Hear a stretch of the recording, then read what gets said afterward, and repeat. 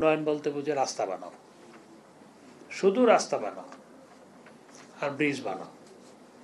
উন্নয়ন মানে হচ্ছে রাস্তা আর ব্রিজ আর বিল্ডিং বানানো, এটাকে মানুষ উন্নয়ন মনে করে।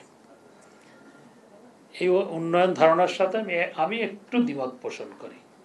হ্যাঁ, বিল্ডিং বানাতে হবে, অপ্রয়োজনীয় বিল্ডিং বানানো দরকার। বিভিন্ন সংস্থা দেখবেন যে ওনার একটা 20 তলা বিল্ডিং দরকার, বিভিন্ন সংস্থা অমুক সংস্থা বানিয়েছে, আমাদেরও একটা 20 তলা বানাতে হবে। 20 তলার প্রয়োজন নাই, কিন্তু বানাতে হবে।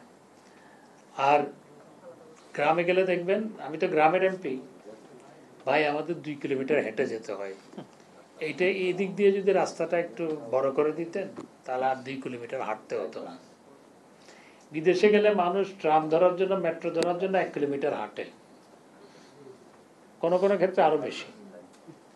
সাইকেল নিয়ে 2 কিলোমিটার গিয়ে তারপর মেট্রোতে উঠে, এমন ঘটনাও আছে।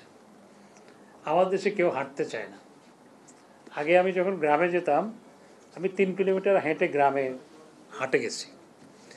আমাদের গ্রামে যেটি বড় হাট, গ্রাম তো নয়, ইউনিয়নে যেটি বড় হাট, সেটা 3 কিলোমিটার দূরে। আমি হেঁটেই যেতাম, সবাই হাঁটতো। এখন থেকে বাড়ি থেকে বের হয়ে হয় ওই আপনার ইঞ্জিন রিক্সা, অথবা আরেকটা কি রিক্সা বের হয়েছে না, অটো রিক্সা, তারপর ছোট ব্যাটারি চালিত রিক্সা, সেটাতে উঠে কেউ হাঁটে না। আমি আমার 7 বছর বয়সে হেঁটেছি 3 কিলোমিটার হেঁটে আমি গ্রামের বাজারে গেছি। নিয়ারেস্ট যে বাজার, সেই বাজারও প্রায় 1.25 কিলোমিটারের বেশি, আরও বেশি, 1.5 কিলোমিটারের কাছাকাছি নিয়ারেস্ট বাজার।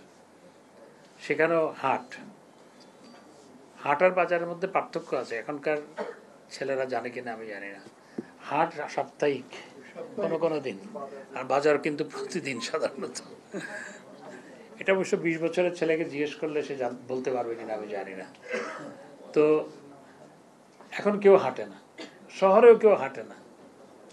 0.5 কিলোমিটার 20 টাকা দিবে, 30 টাকা দিবে, 40 টাকা দিবে, তাও রিক্সায় উঠবে, হাঁটবে না। আমি বিদেশে পড়ার সময় সাইকেল চালিয়ে 5-6 কিলোমিটার সাইকেল চালিয়ে প্রতিদিন ইউনিভার্সিটি যেতাম। তা এখনও চান্স পেলে সাইকেল চালাই, তো দেশে কিংবা বিদেশে। তো আমি যে কথা বলছিলাম যে শুধু রাস্তা বানাও, এবং এই রাস্তা বানাতে গিয়ে যেটা হচ্ছে, রাস্তার ঘনত্ব সম্ভবত পৃথিবীতে হাইয়েস্ট হচ্ছে বাংলাদেশে, রাস্তার ঘনত্ব। এবং রাস্তা বানাতে গিয়ে যেটি হচ্ছে, খাল বিল নদী নালা সবগুলোর উপর ব্রিজ নির্মাণ করতে হচ্ছে, তারপর কৃষি জমি নষ্ট হচ্ছে, কৃষি জমি হারিয়ে যাচ্ছে, এই ঘটনা ঘটছে। আমরা যদি নদীর নাব্যতা রক্ষা করে, যদি পরিবহনের ক্ষেত্রে নদীকে প্রাধান্য শুরু থেকে দেওয়া হতো, তাহলে কিন্তু আজকে নদীর এই অবস্থা দাঁড়াতো না। আমাদের সরকার, মাননীয় প্রধানমন্ত্রী নদীর নাব্যতা রক্ষার জন্য, আপনারা জানেন যে প্রতিটি প্রজেক্টের সাথে তিনি ড্রেজিং যুক্ত করে দেন, এবং ড্রেজিং করতে হয়। এবং একই সাথে নদীর নাব্যতা রক্ষার জন্য নিয়মিত ড্রেজিং করা হচ্ছে, ক্যাপিটাল ড্রেজিং করা হচ্ছে।